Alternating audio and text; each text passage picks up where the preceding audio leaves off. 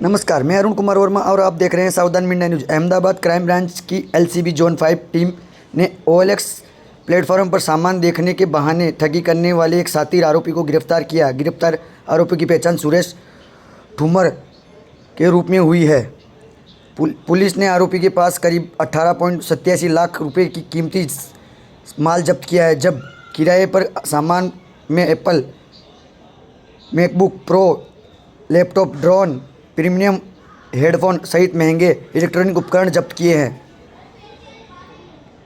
OLX पर सामान खरीदने का नाटक करता था और मिलने के दौरान धोखाधड़ी कर कीमती वस्तुएं लेकर फरार हो जाता था।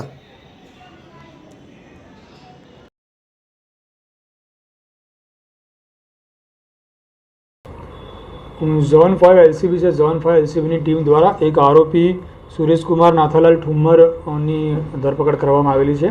આ જે આરોપીની વિરુદ્ધમાં એ પોતે OLXમાં જે પણ લોકો પોતાના કોઈ ઇલેક્ટ્રોનિક ગેજેટ્સ વેચવાના હોય, ઇલેક્ટ્રોનિક ગેજેટ્સ વેચવામાં આ કસ્ટમર તરીકે લોકોને ફોન કરતો અને ત્યારબાદ તે લોકોના ઘરે જઈને એ લોકો ના હોય તો નજર ચૂકવીને મુદ્દામાં લઈને નીકળી જતો।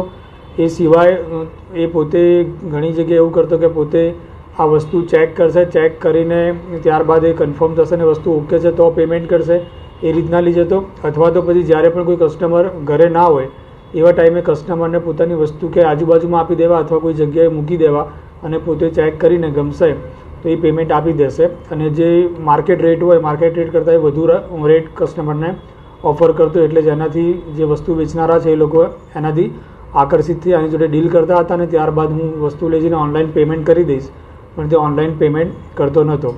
જેના આધારે એની વિરુદ્ધમાં અલગ અલગ 6 પોલીસ સ્ટેશનના જે ગુના છે એ ડિટેક્ટ થયેલા છે। આ આરોપીની વિરુદ્ધમાં અગાઉ પણ 2 પોલીસ સ્ટેશન દહેગામ અને અન્ય એક જગ્યાએ નસવાડી તરીકમાં ગુનો દાખલ થયેલો છે અને આ આરોપી પાસેથી અલગ અલગ 15 લાખના ઇલેક્ટ્રોનિક ગેજેટ્સ રિકવર કરવામાં આવેલા છે।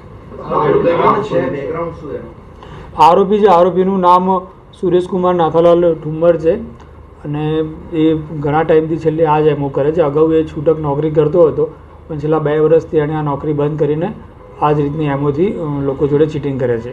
ઇલેક્ટ્રિક આઇટમો સિલેક્ટ કરવાનું કારણ શું સ્પેસિફિક? હું પોતે ઇલેક્ટ્રોનિક આઇટમો એટલે સિલેક્ટ કરતો હતો કે એનું જે રિસેલમાં છે એ પછી ગામડામાં લોકોને વેચી મારતો હતો, એટલે ત્યાં આગળ અન્ય કોઈ વસ્તુઓ જલ્દી લોકો એટ્રેક્ટ નતા થતા, પણ જે ઇયરફોન્સ છે, મોબાઈલ્સ છે, લેપટોપ છે એ લોકોને ઇઝીથી એનું વેચાઈ જતું હતું અને એ ઇલેક્ટ્રોનિક વસ્તુઓ પોતે ચેક કરશે અને ઓકે લાગશે એ કરીને શ્યોરિટી સાથે એ ચેક કરવા લઈ જતો, જેના કારણે આવી વસ્તુ સિલેક્ટ કરતો હતો। પોતાની ઓળખ કેવી રીતે છુપાવતો જ્યારે દરેક વ્યક્તિને મળતો ત્યારે? એણે અલગ અલગ 3 નામથી OLXમાં એણે પોતાના એકાઉન્ટ બનાવેલા છે કે જેમાંથી 3માંથી એકેમાં પોતાનું નામ નથી અને અન્ય લોકોના નામ સાથે જ એ આગળ જઈને કોઈ પણ વસ્તુ ઘણી બધી જગ્યાએ ટ્રાય કરતો ને જ્યારે કોઈ એનું સક્સેસ જાય પછી એ 15-20 દિવસ સુધી પોતાનો મોબાઈલ બંધ કરી દેતો હતો અને ત્યારબાદ ફરીથી એ અન્ય કોઈ નામથી OLX પર ફરી ધંધો ચાલુ કરતો હતો।